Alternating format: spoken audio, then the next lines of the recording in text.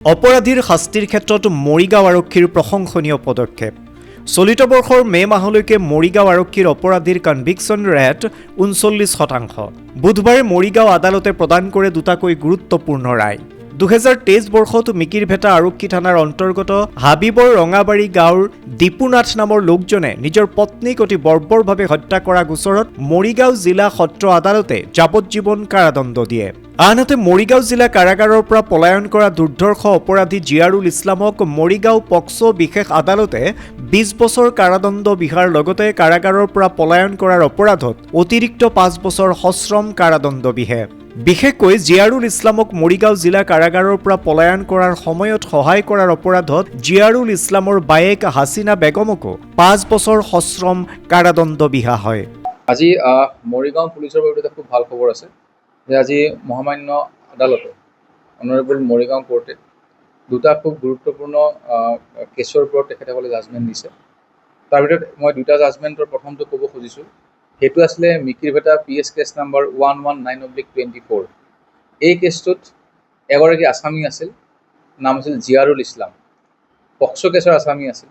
আৰু সেই জিয়াৰুল ইছলাম আমাৰ আয়ু প্ৰণৱ শইকীয়া তেওঁ এৰেষ্ট কৰি পেলাই তেওঁক মানে জুডিচিয়েল কাষ্টডিত পঠাইছিলে। কিন্তু এই কেছটো তদন্ত হৈ থাকোঁতেই আপোনালোকে জানে চাগে মৰিগাঁৱত জেল ব্ৰেকিঙৰ এটা ঘটনা হৈছিলে। মৰিগাঁৱৰ জেলৰ পৰা 5জন কয়দী পলাইছিলে, তাৰ ভিতৰত এই জিয়াৰুল ইছলামো তাত আছিল। আৰু পৰৱৰ্তী পৰ্যায়ত মৰিগাঁও পুলিচে জিয়াৰুল ইছলামক অন্ধ্ৰপ্ৰদেশ পুলিচৰ সহযোগত আমি তাত গ্ৰেপ্তাৰ কৰিবলৈ সক্ষম হৈছিলোঁ। আৰু আনি পেলাই আমি অন্য এটা কেছত তেওঁৰ এগেইনষ্টত আমি চাৰ্জশ্বীট মাৰিছিলোঁ। তো আজি অনাৰেবল পক্সো কোৰ্টে এই জিয়াৰুল ইছলামৰ এগেইনষ্টত যিটো কেছ চলি আছিল তাৰ আজি জাজমেণ্ট দিলে। আৰু তেওঁক কেইবাটাও তেওঁ দোষী সাব্যস্ত কৰিছে ধাৰাত। প্ৰথম হ'ল পক্সো 6ত তেওঁক 20 বছৰ আৰু 87 BNSত তেওঁক 5 বছৰ, সৰ্বমুঠ 25 বছৰ জিয়াৰুল ইছলামক দোষী সাব্যস্ত কৰিছে। আৰু ছেকেণ্ডলি তেওঁৰ যিগৰাকী আৰু আছিল হাছিনা বেগম, তেওঁকো 5 বছৰৰ মানে আদালতে তেওঁক মানে কাৰাদণ্ড দিছে। সেইটো আছিলে প্ৰথম।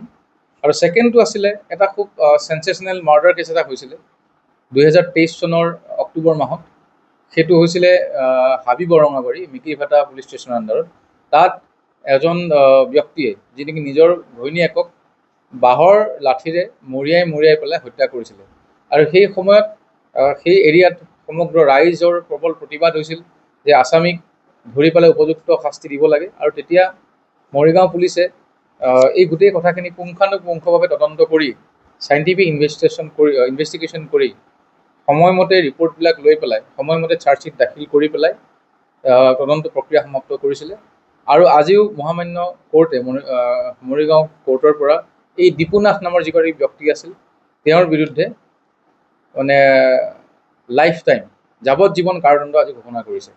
গতিকে এই কেছটো তদন্ত কৰিছিলে বিনোদ কোচ, তেওঁ এতিয়া বৰ্তমান নেলিৰ IC, আৰু বাহাৰুল ইছলাম, এই দুজনে কৰিছিলে।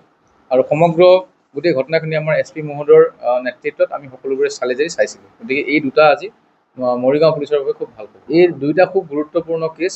আমাৰ যিসকল পাব্লিক প্ৰচিকিউটৰ আছে, এটা হ'ল প্ৰাচুৰ্যময় হাজৰিকা আৰু জিয়াৰুল ইছলামৰ কেছটোত আমাৰ অজিত বিষয়া, এই দুয়োগৰাকীয়ে অনাৰেবল কোৰ্টৰ সন্মুখত খুব সবলভাৱে যুক্তি প্ৰদৰ্শন কৰিছিলে। আৰু তাৰ ফলত আমাৰ আজি আমি ৰায়টো পালোঁ।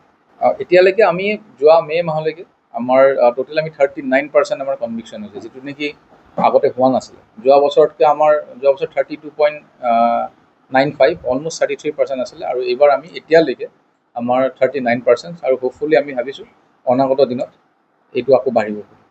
অন্যান্য বা বাতৰিৰ বাবে চাই থাকিব নিউজ ডেস্ক ৰিপৰ্ট।